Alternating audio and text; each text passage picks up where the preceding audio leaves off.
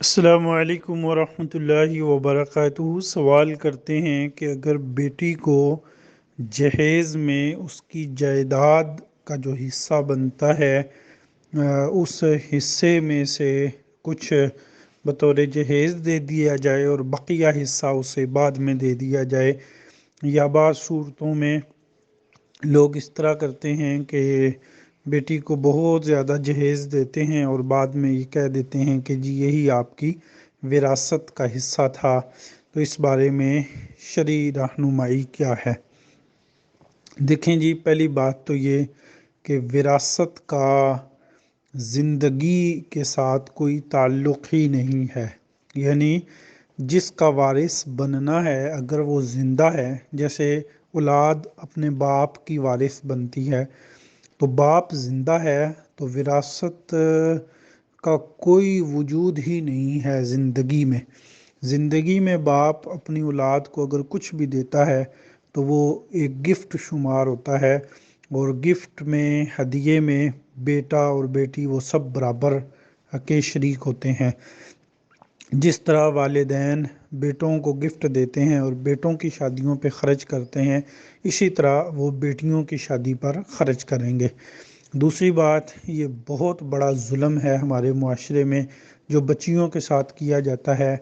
کہ انہیں جو ہے وہ جہیز وغیرہ کی مد میں کچھ سامان دیا جاتا ہے اور بعد میں کہا جاتا ہے جی آپ حصہ نہ مانگے۔ یہ سراسر حماقت، بے وقوفی اور دین سے دوری ہے۔ اور تیسری بات، بچوں اور بچیوں کی شادیوں میں ہم نے جو چیز ایکسپیرینس کی ہے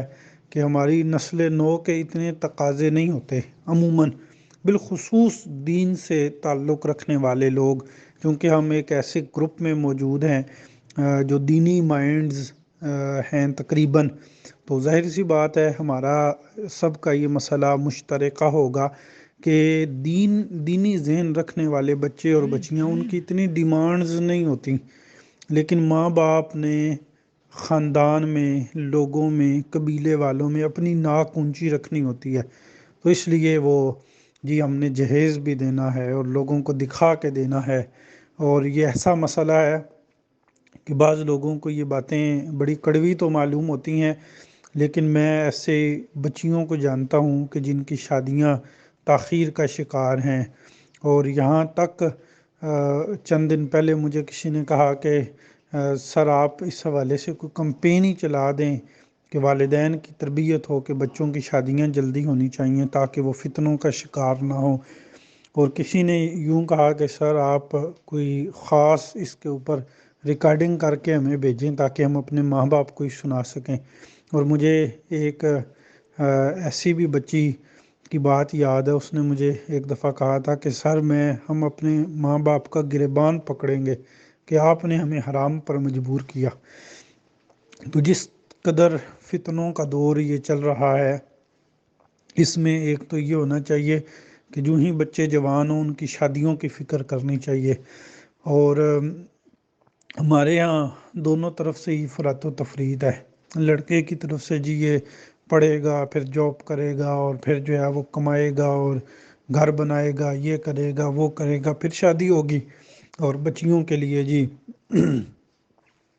ان کا جی جہیز کا سامان تیار ہوگا، یہ ہوگا وہ ہوگا، تو پھر شادیاں ہوں گی۔ بہرحال اللہ تعالیٰ ہمیں اصلاح کی توفیق عطا فرمائے۔